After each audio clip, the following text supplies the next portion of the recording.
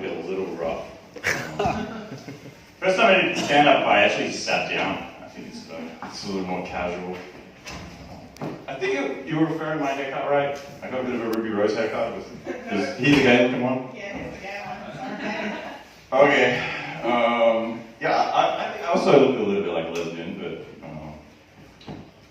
I don't know. I've had some weird jobs, actually. 7 years ago, I did work briefly as a lesbian dating coach. This is a real story. My client was about 40, pretty sure she was a virgin. My friend thought she looked like a character of Star Trek, and it was a tough job, but mostly you're trying to just push people's comfort zones. So we hit up Love Machine Sundays, had some fun there, and then we hit up, I don't think this story's going to go very far. I always wanted to check like what happened to her though, like, because I remember because you can only like get the ball rolling like if someone's a lesbian and they're not meeting many lesbians, you can only like you link those like schedule of lesbian nights in Melbourne. It's tricky. It's tricky. It's a small pool. It's a smaller pool. Yeah, so I didn't last long at that job, obviously. Anyway, so I have used Bumble, but recently, okay, so I don't get many matches. I'm just lazy, I think. But I recently matched Aboriginal feminist Killjoy. She looked quite Caucasian, and as mixed race myself, I asked her, "Are you 1/8 Aboriginal?" And she was immediately just pretty much exploded. She was offended by my question. So apparently it's something you can't ask. I didn't know. So, well, I'm a dickhead, so I replied to that with a fucking rape joke, which I'll just repeat here. It was something like, if my ethnicities have been raped more than someone else's ethnicities, do I have the right to be more offended? And then I had like a Serena Williams gif.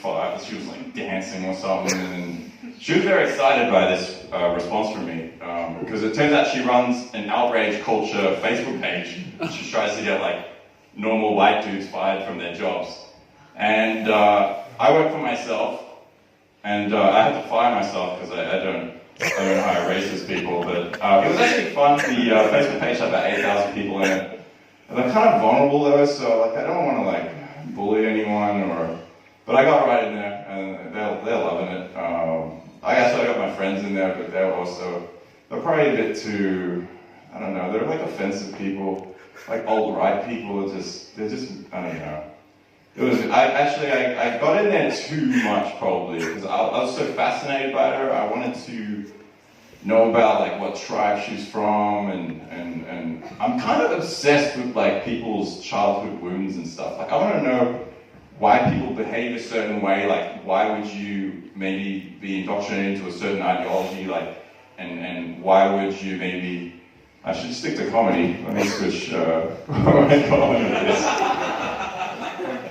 Shit. Okay. Myth Lab. Alright, so I talked to her, next joke.